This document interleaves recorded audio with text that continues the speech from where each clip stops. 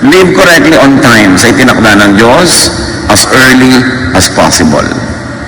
Tama na agad sa simula para ma-enjoy sa mahabang panahon ang tamang pamumuhay. Hindi kung kailan matanda na tsaka palang itatama. Napakarami ng dalang pasanin na bunga ng mga kamalian. And live correctly in time. Tanda ko yung turo sa amin ng English teacher namin ng high school, ni Dr. Arsenia Ladasca. Dinefine niya yung on time at in time. In time naman means early enough. Not too early, not too late. Tama lang, bagay pa rin, pwede pa, at pwede na. So you arrive on time for an appointment, but sometimes you arrive in time for the meal. Na tiyempo, tama-tama, pwede, kahit hindi yun appointment. And you live correctly not only on time, but also in time, whenever possible. Tuwing pwede, kung pwede na at pwede pa, live correctly. In fact, because people grow old, live correctly now, all the time. Bakit? Kasi ang itinatanim, inaani. Ano bang ibig sabihin ng godly life? Marami. Pero sa ating purposes today na may kinalaman sa pagtanda, magtanim ka ng kailangan mong anihin.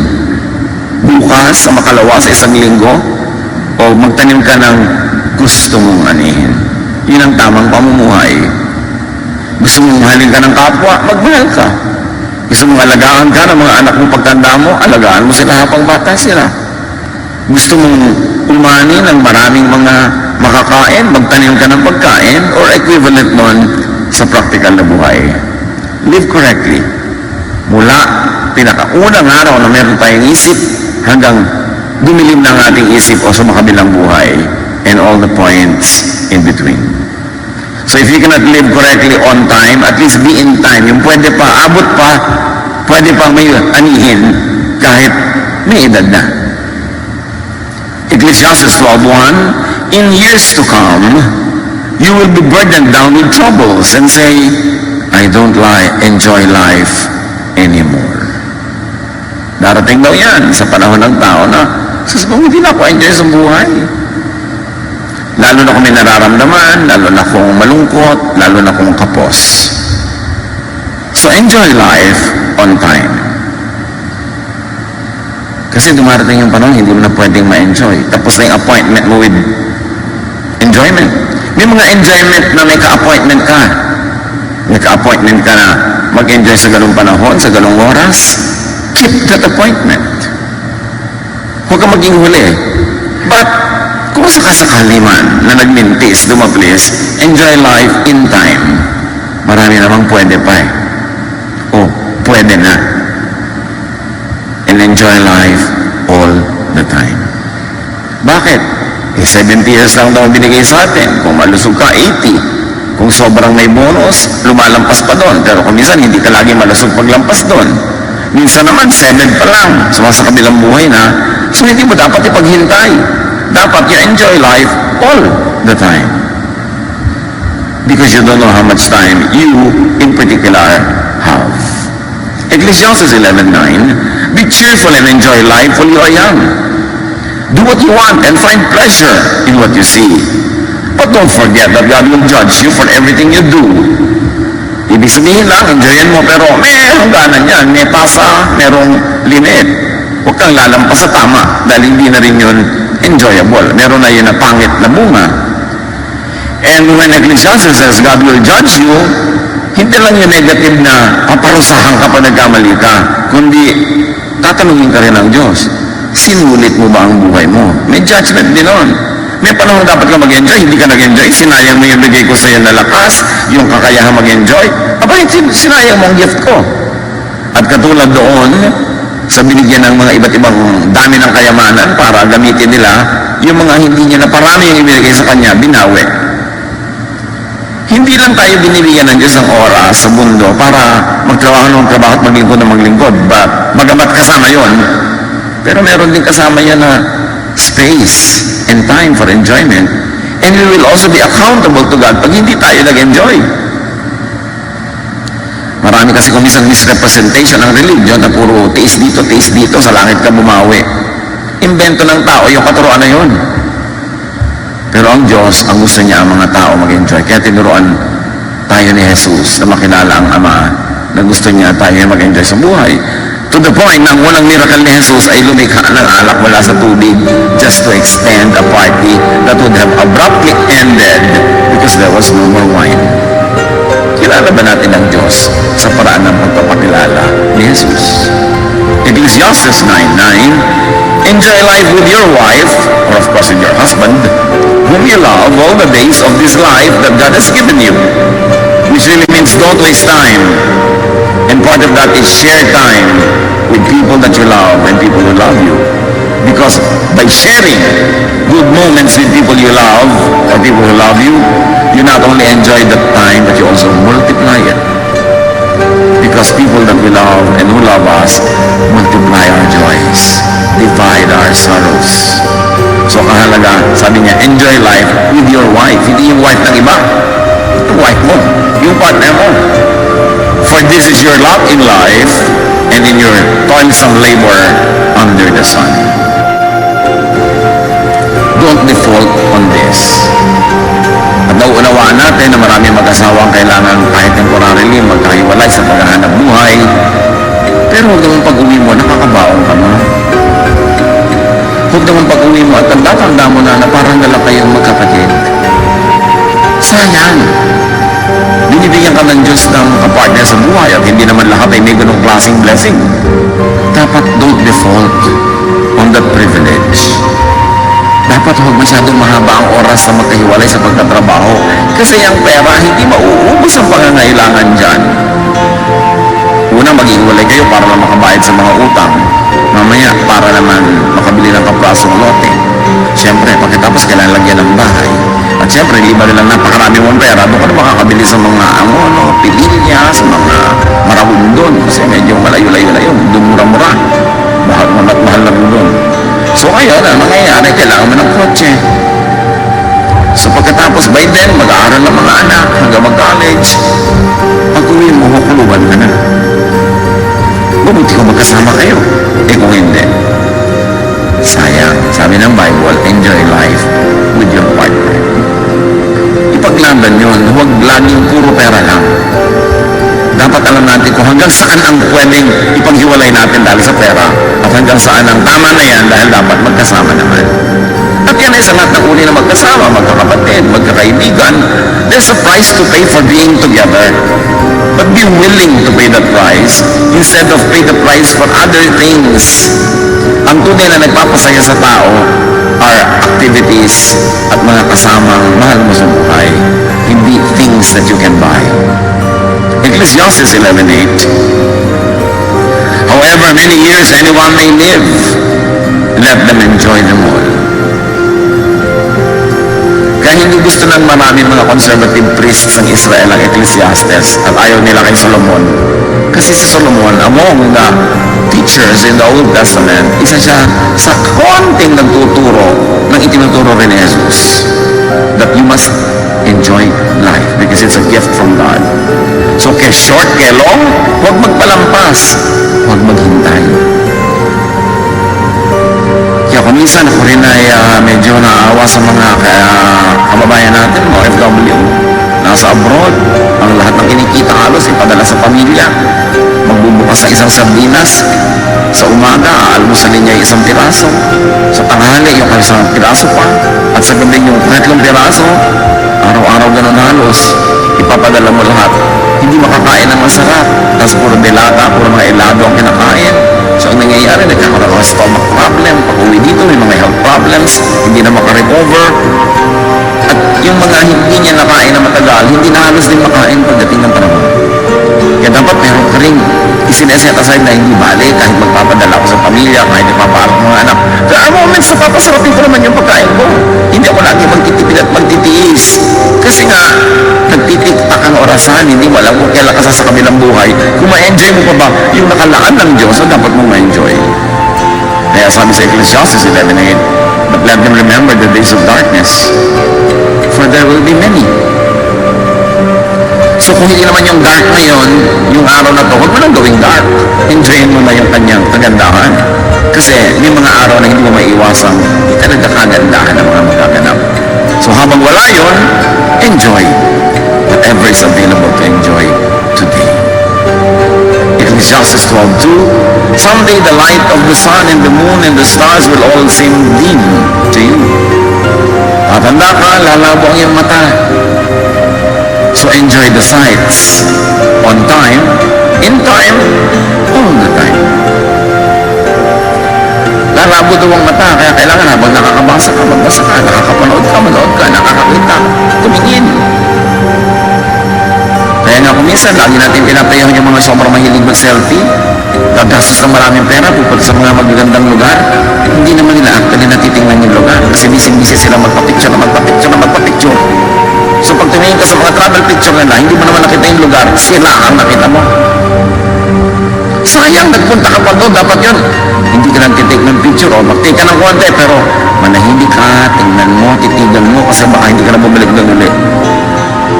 Iba naman siyempre, pag personal mo nakikita, kesa nakikita mo lang sa Facebook. Ecclesiastes 12:2, rain clouds will remain over your head pagdating ng araw. So habang maaga, go out. Kasi uulan at uulan, darating yung mga panahon na hindi pwede. Be out. Live your life. Live your truth. Enjoy your life. Kasi hindi mo alam kung kailan yung deadline ng earthly life mo. Ecclesiastes 12:3, your body will grow feeble, your teeth will decay, and your eyesight will fail. Ihina ang mga kasukasuan, maglalaglagan ang mga ngipin, lalabo ang mata, therefore be active habang kaya. Kung pwede na, active na. Kung pwede pa, active pa rin. All the time. Because you have all the time to be old. If you've been given many, many years. Huwag ipaghintay. Dapat everyday meron kang konting bakasyon kahit ilang minuto. Bakasyon from others. Yung matahimik naman yung tenga mo sa bunganga ng kasama mo. Meron ka ilang minuto man lang na everyday na gano'n, huwag mo ipaghintay ng after 1 year tsaka ako magbabakasyon. Kasi baka mamaya, bawiya ka na ng buhay, hindi na dumating yun. So meron ka dapat ini-enjoy na konting, kahit konti lang na pagkain everyday, hindi magtitiis ka next month na ang kain. May konti kang iniaagaw. May konti kang time to enjoy, to relax everyday. Because the Lord's blessing is new every morning. You must not allocate the blessings for today para bukas. Gamitin mo ngayon. And you must not borrow tomorrow's blessings para splurge mo today. May panahon na kaya nga dapat on time. Ecclesiastes 12:4, the noisy grinding of grain will be shut out by your deaf ears. But even the song of a bird will keep you awake. Bakit nga ba? Pagka tumatanda na, humihina na tenga, isinisigaw mo na hindi pa marinig. Pero kung minsan man, huni lang ng ibon, hindi makatulog. Therefore, habang kayang-kaya pa ng tenga, listen, hear what you want to hear.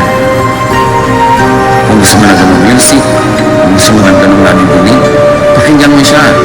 At huwag nating takpan ng tenga ng kapwa natin para huwag iparinig sa kanila yung gusto nilang marinig. At huwag nating laging punuin ang boses natin ng mga tenga nila. Dahil hindi naman tayo sure kung yun ang gusto nila marinig. Hindi ko mo asawa mo, partner mo, kapatid mo, kaibigan mo, lagi lang yung punong-puno na yung tenga, umaapaw na yung tenga niya sa boses mo. Kailang bibigyan mo siya ng pahinga kasi baka hindi yun ang gusto niyang marinig sa oras na yun. Ecclesiastes 12:5, you will be afraid to climb up a hill and walk down the road. Darating ang panahon, konting buro lang, ayaw mo na akyatin o ayaw mong bumaba.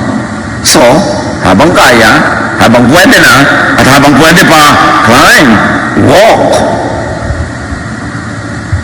At huwag tayong manghawa ng ating mga takot. O natatakot ka sumakay ng aeroplano, huwag mong takutin ang lahat. Sasakay ka. Hindi ka ba nininervous sumakay? Hindi ka natatakot pagka may tagtag? Hindi mo naiisip na may crash kahapon? Yung ganun-ganun. Yung mga takot mo, sarilinin mo na lang. Huwag mong takutin ang iba. Kasi ikaw nga, kinukulong ng takot mo eh, di ba? Nakakadena ka, nakakulong ka dahil takot ka. Tapos gusto mo ikadenad yung iba.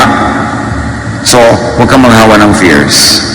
In fact, set people free from fears.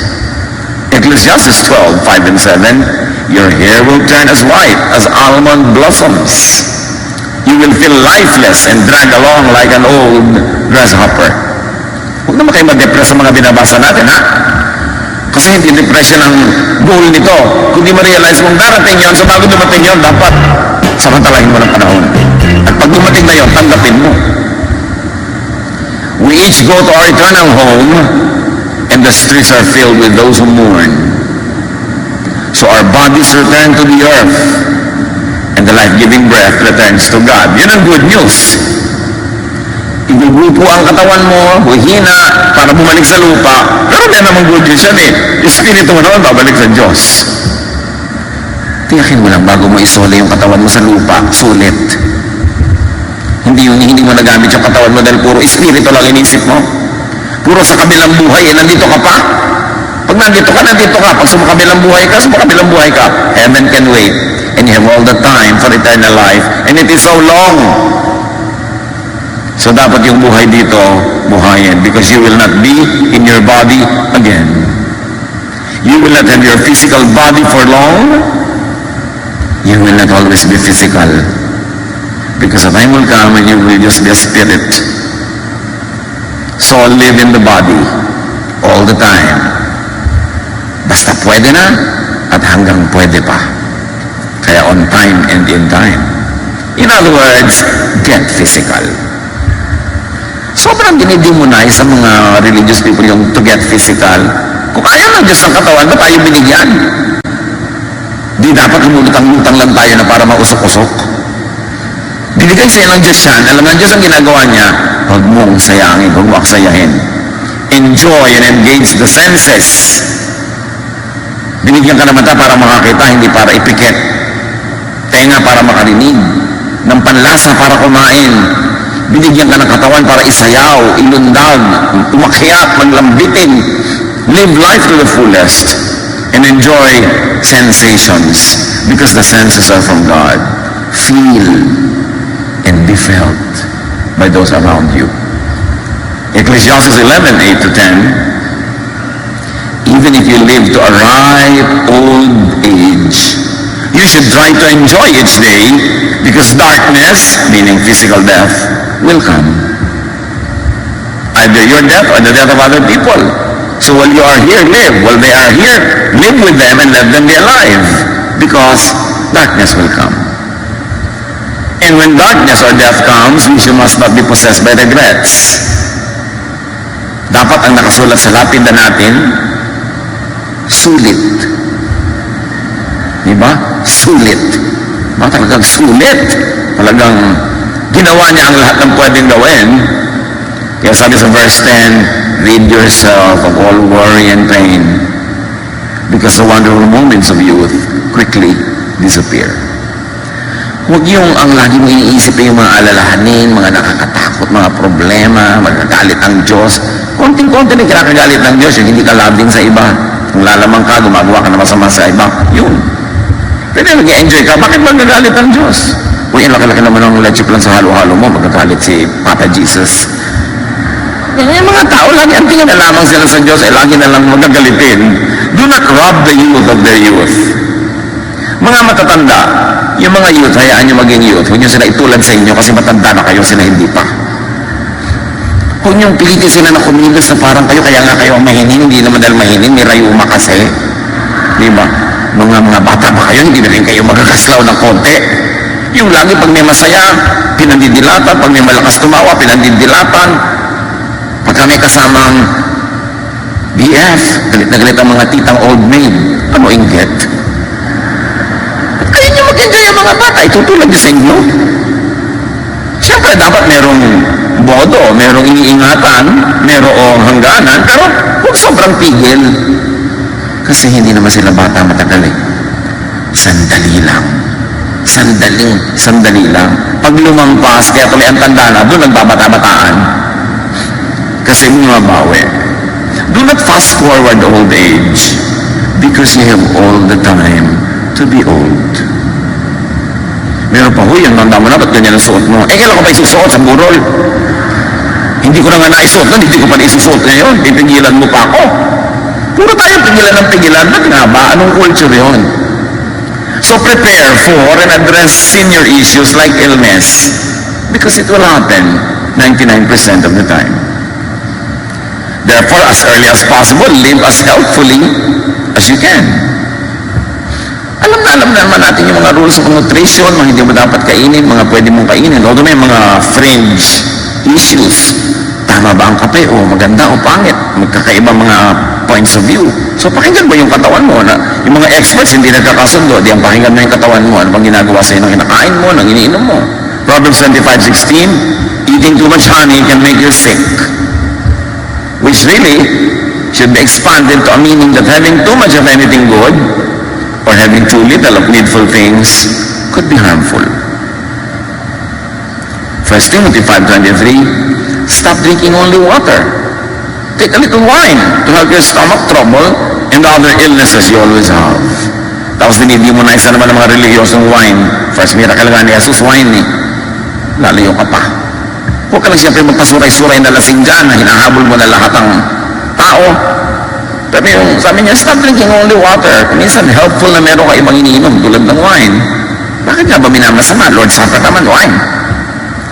Dapat natin reviewin yung mga values natin, yung mga inilagay na kadena ng mga religion at mga lolo't lola sa utak natin. Kung hindi kailangan at hindi sinabi ni Jesus, lagutin so that you will enjoy life. Bago ito mabawi o bago ka humina. And yung mga bata-bata ba dyan, help seniors prepare for and address senior issues. In other words, kung ikaw ay anak, ikaw ay apo, ikaw ay pamangkin, may aalagaan kang tumatanda na, live healthful lifestyles. Turuan natin sila tulungan to live their lives to be healthful at ang atin din. Kasi anak, under normal circumstances, dapat ilibing mo ang iyong magulang, hindi ikaw nilibing. Masakit maglibing kahit na sino, pero yung normal dapat, ingatan mo ang buhay mo, hindi dahil hindi ka careful, ang aga-aga mo namatay, yung magulang mo pa maglilibing sa'yo. Unfair. So, niyayaya ka ng barkada mo, hindi ka magmotorsiklo tayo sa bangin. Yung mga magulang ko, alagaan ko pa pagtanda, pag namatay ako kasi mga alaga. Di ba? Dapat meron ka ganong care. Pinepreserve mo ang buhay mo dahil meron ka pang aalagaan. Napaka-importante kaya mga matatanda o mga may sakit na wheelchair bound. Hindi na sila mobile. Dapat nagiging mobile sila at kung habang pwede pa. So anong gagawin natin sa ating mga senior? Duminga nga kayo kung may mga senior tayo. Meron ba tayo dito mga wheelchair bound? Yung talagang hindi na makalakad, hindi na makaakyat ng mga sasakyan? Ganito ang gagawin natin sa kanila para enjoy. Ibinigin natin sila ng buwan. At ang buwan, pina-inspect na natin kay Kuya Arnold. At yan ang loob, kasama ang mga caregiver. Pero may sasakyan ng wheelchair. Kung nahihirapan na matatanda natin na umakyat manaog ng mga sasakyan, yung wheelchair nila, sasakay dyan at doon na sila isasakay.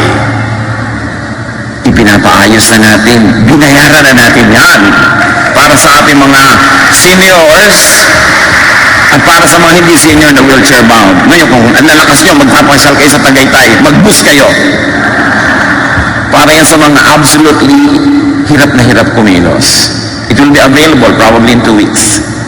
So, yung mga matatanda natin o mga wheelchair bound na mga kapatiran, dadalhin nyo sa ospital o gusto nyo ipasyal minsan, pwede nyo itong hiramin.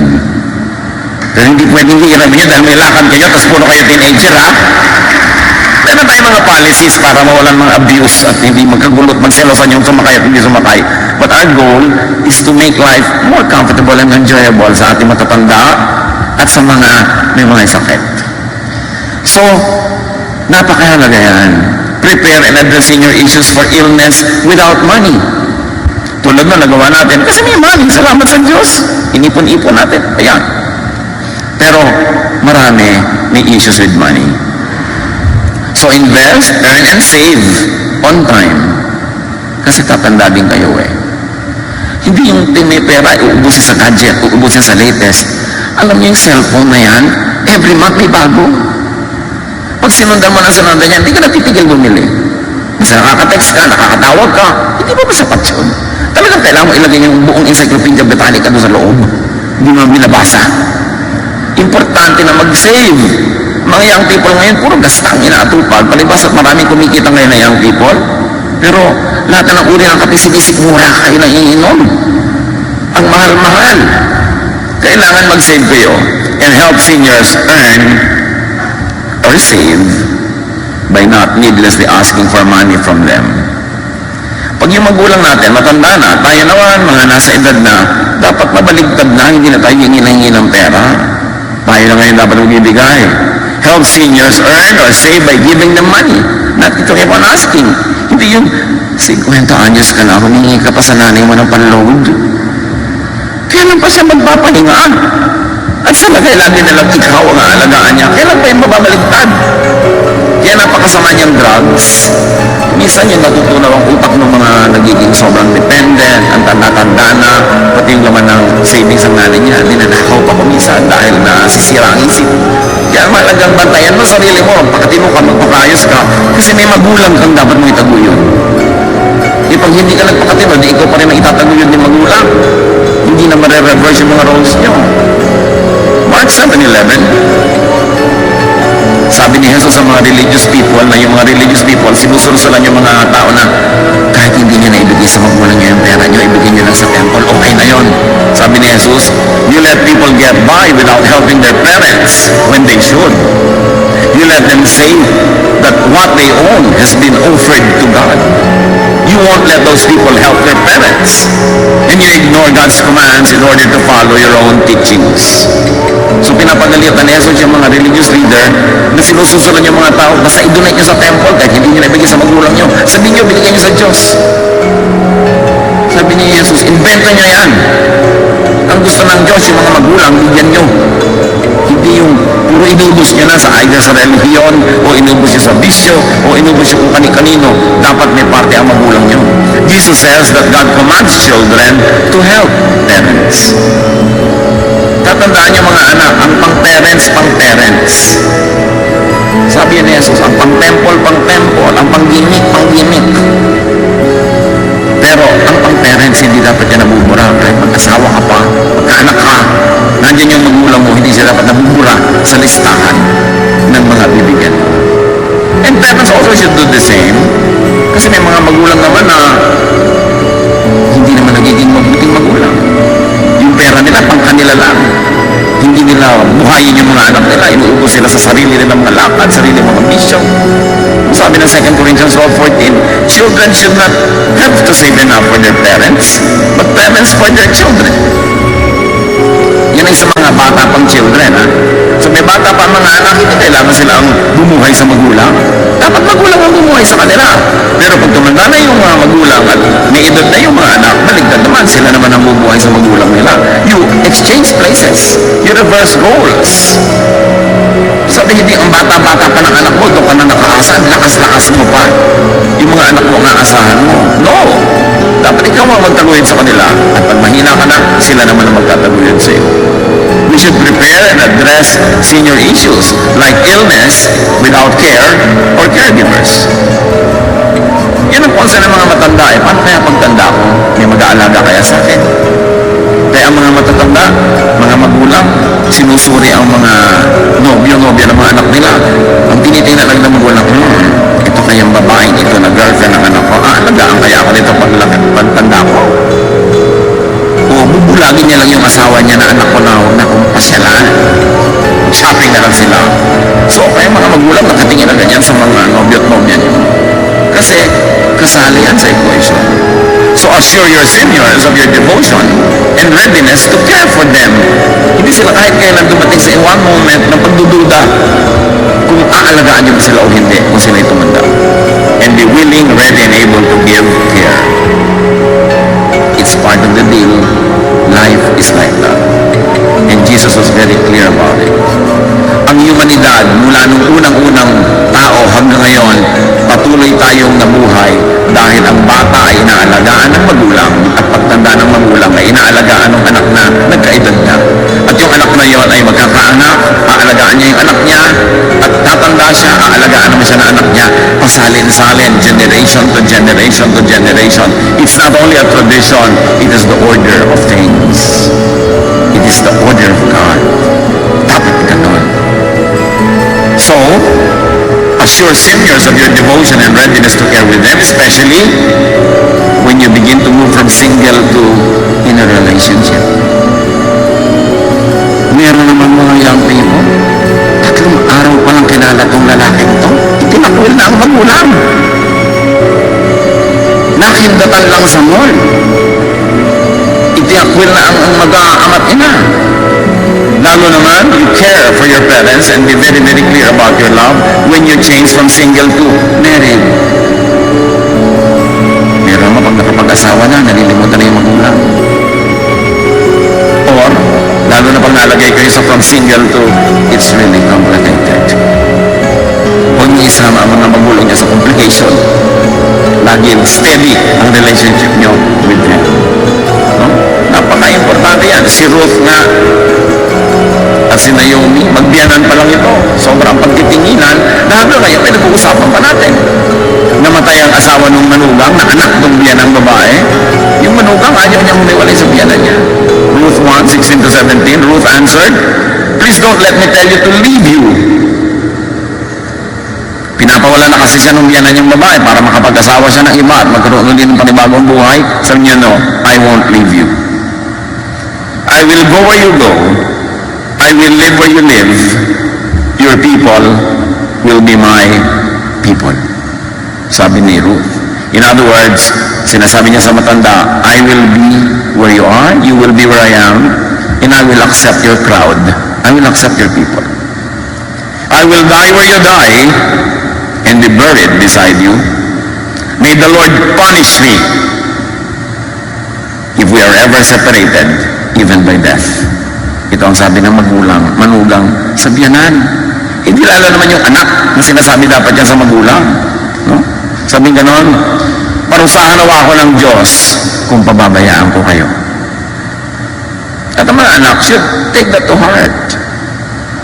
Kahit maraming bagay sa mundo, maraming technology, maraming paraan ng pamumuhay, pero may bagay na hindi dapat magbago.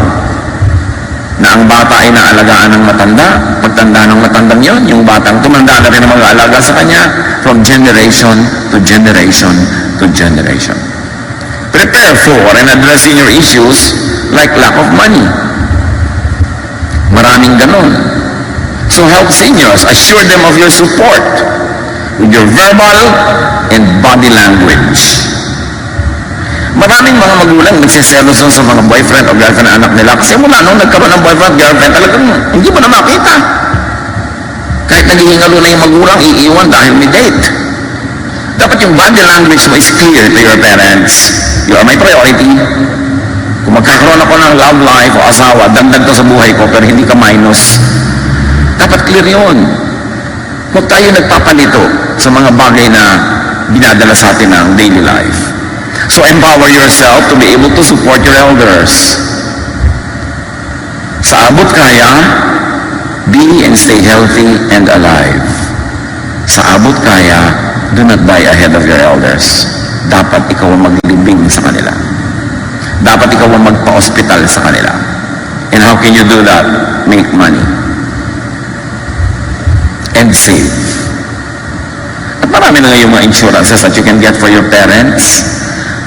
Sa 40 years ng inyong lingkod sa ministry, ang ipinagtataka ko, may mga pamilya na nagkaroon naman, naranasan naman nila magkaroon ng mga resources, pero pag may namatay, hindi walang pambili na taol, hindi walang paglibingan. At kahit ilalagay niya ubos sa Tupperware, walang Tupperware. Walang paghahanda kahit konti, para bang walang mamamatay, walang magkakasakit, walang preparation. Dapat handa tayo dyan. 1 Timothy 5:4, if a widow has children or grandchildren, o sabihin natin, if any elder, yung mga itinatagilid sa mga bata, they should learn to serve God by taking care of her as she once took care of them. This is what God wants them to do. Pag daw merong matanda, lalo na namatay na yung partner niya, di nag-iisa na siya, walungkot na siya, wala man lang kumakamot ang likod niya. Sabi ganon, yung mga inalagaan niyan, mga anak, mga apo, dapat siyang alagaan. Tulad ng naging pag-aalaga niya sa kanila. Sabi, ito ang kagustuhan ng Diyos. Kaya naman mga magulang, mga tiya, mga tiyo, alagaan yung mga bata. Habang bata sila, kung paano nyo gustong alagaan nila kayo pagtanda nyo. Meron naman mga magulang, iniluwal ka lang, yun lang, wala nang ginawa sa'yo, hindi ka inalagaan, man lang. Tapos kung mag-expect later on, akala mo naging ulirangin na, kung makapanghingi, kung makaasa. Dapat ibagay-bagay naman din natin kung paano natin panalaki mga anak natin, ibagay-bagay naman natin yung mga hinahanap-hanap natin sa kanila ngayon. Pero mga anak, whether or not, naging napakabuti ng mga magulang niyo or not, outdo them in doing good. Higitan niyo ang ginawa nila sa inyo. Higitan niyo ng mabuti. Kasi Diyos naman ang nakakaalam.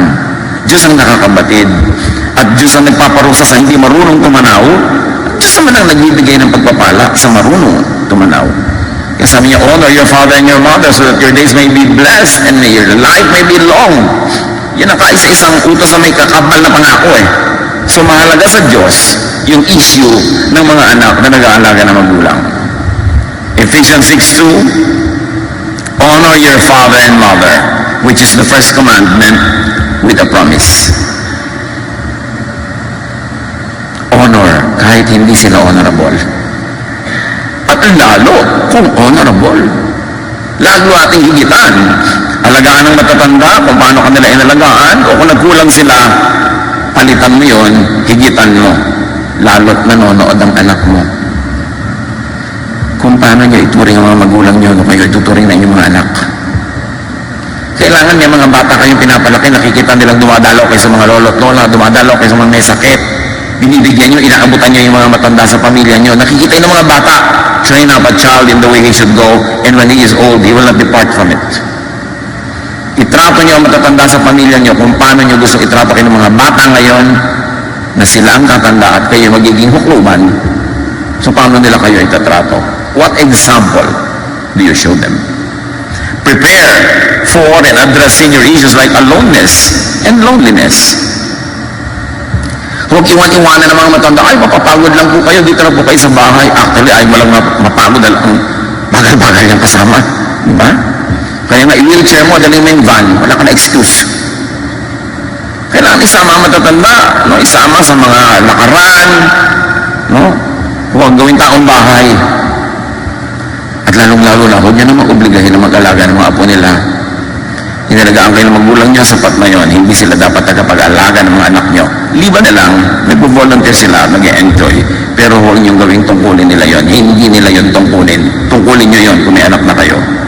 So seniors and seniors to be, mahalaga naman, keep making new relationships.